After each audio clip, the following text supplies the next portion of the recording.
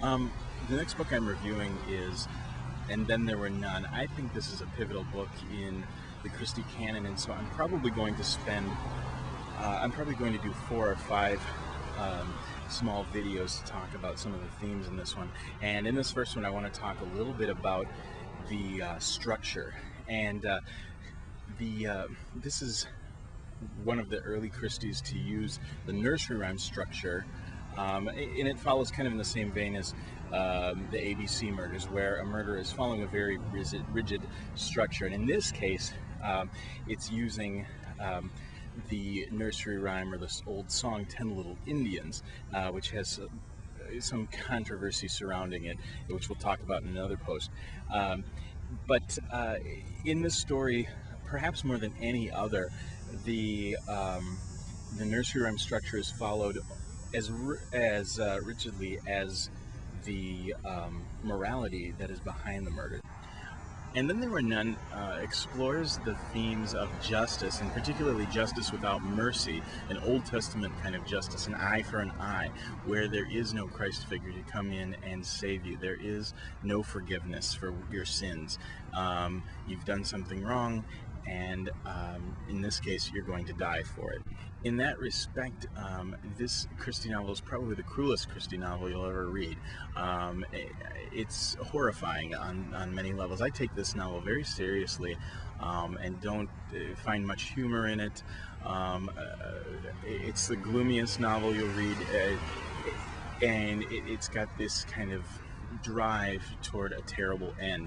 Now, if you're only familiar with a stage version or a film version of this fantastic novel, you're probably going to wonder what I'm talking about, because Christie changed the ending for the stage, because it's a very difficult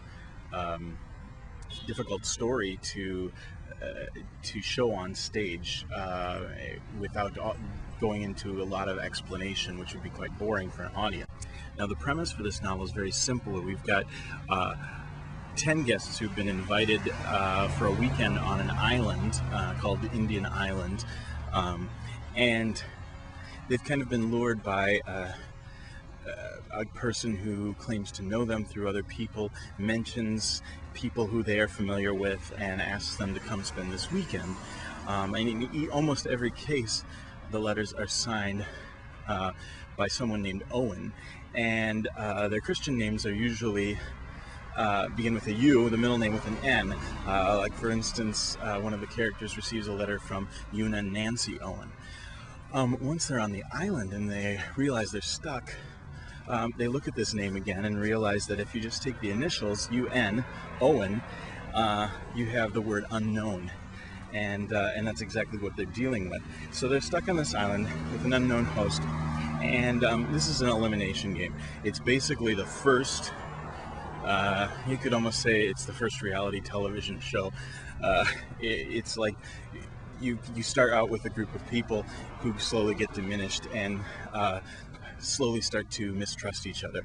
Only in this one, there's no prize at the end, and we end up with 10 bodies and an unsolved mystery on Indian Island.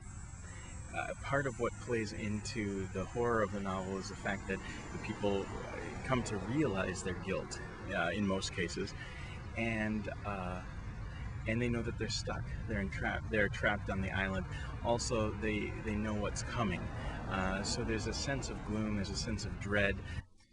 Alfred Hitchcock describes the difference between surprise and suspense in this way. He says that surprise occurs when you have two characters in a room and a bomb goes off.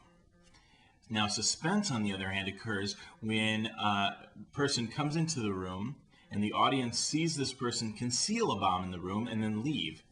Next, we have two characters come into the room and start having a conversation. Now the audience is implicated on a certain level, and they are participating in the suspense that occurs because they're wondering, when is this bomb going to go off? Will the people get out in time, or are they going to die? Christie uses the same level of suspense. We know that these people are fated to die. We may even know a few things that they don't quite know, but The suspense is how it's going to happen.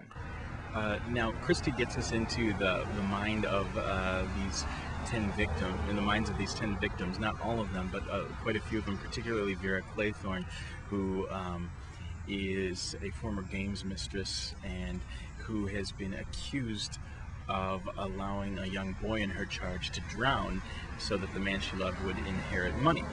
Um, and we really get into the rising terror within her. Yet we also see in the novel moments where everyone is sitting around and Christie jumps into everyone's head and gives each gives voice to each thought process, even the murderers. But of course, we don't know who's saying what. We can sort of guess who some of the voices might be, but not all of them. The sheer cruelty of this plot and the audacity of it, I think literary relations, it reminds me of films like of Hitchcock's Psycho, something that's completely different from what people have seen before from Hitchcock. And like Psycho, it also shares kind of an exploitation feel about it. There's a cheapness about it. There's a almost senselessness or worthlessness about it. This is also unique because we get to see um, uh, how the building pressure of knowing you're going to die plays out with the different characters. So you start to see some characters slowly go mad, some characters um, get more desperate, some characters lash out at each other. Particularly, again, we see that Vera Claythorne is she, she's the character that we're supposed to most sympathize with, because we get more of her internal process. And of course, she is the last little Indian, and so we get to see her from the very beginning being a confident young woman who is helping to coordinate things because she feels that she's been hired to be Mrs. Owen's secretary for the weekend. And then we slowly see this rising fear and nausea that comes up in her, and